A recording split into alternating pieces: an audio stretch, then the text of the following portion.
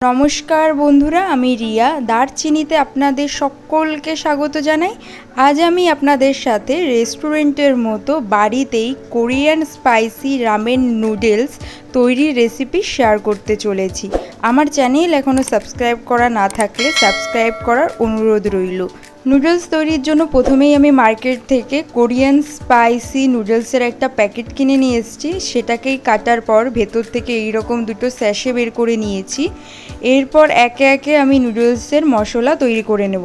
প্রথমে স্পাইসি অয়েলটা দিয়ে দিলাম, যেটা আমি নুডলসের প্যাকেট থেকে পেয়েছি। তারপরে দিয়ে দিলাম soya sauce, chilli sauce, tomato sauce, সামান্য পরিমাণ মতো নুন আর স্বাদ মতো চিনি, আর তারপরে দিয়ে দিলাম নুডলস মশলা।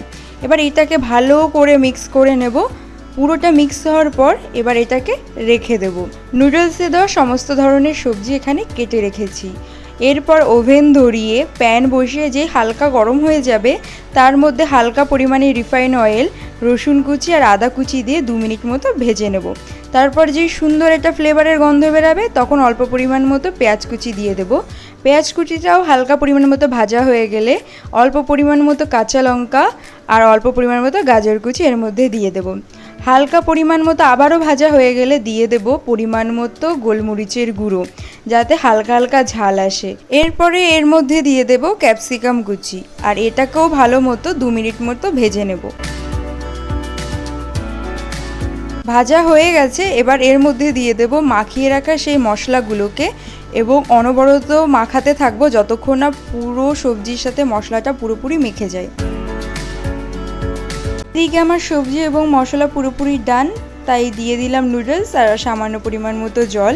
এবার একটা খুন্তির সাহায্যে জলের সাথে নুডলসের মশলাটাকে ভালো করে মাখিয়ে নেব। মশলার সাথে জল যখন পুরোপুরি মাখানো হয়ে যাবে তখন আমি এটাকে 5 মিনিটের মতো ঢাকনা দিয়ে ফুটতে রেখে দেবো। 5 মিনিট পর ঢাকনা তুলে দেখি নুডলস আমাদের পুরোপুরি রেডি। এবার এটাকে একটা পাত্রে ঢেলে নেব। দেখেছেন কতটা সহজে এই রেসিপি, আপনারাও বাড়িতে ট্রাই করুন। আর যদি ভালো লেগে থাকে তাহলে অবশ্যই লাইক আর শেয়ার করে যাবেন।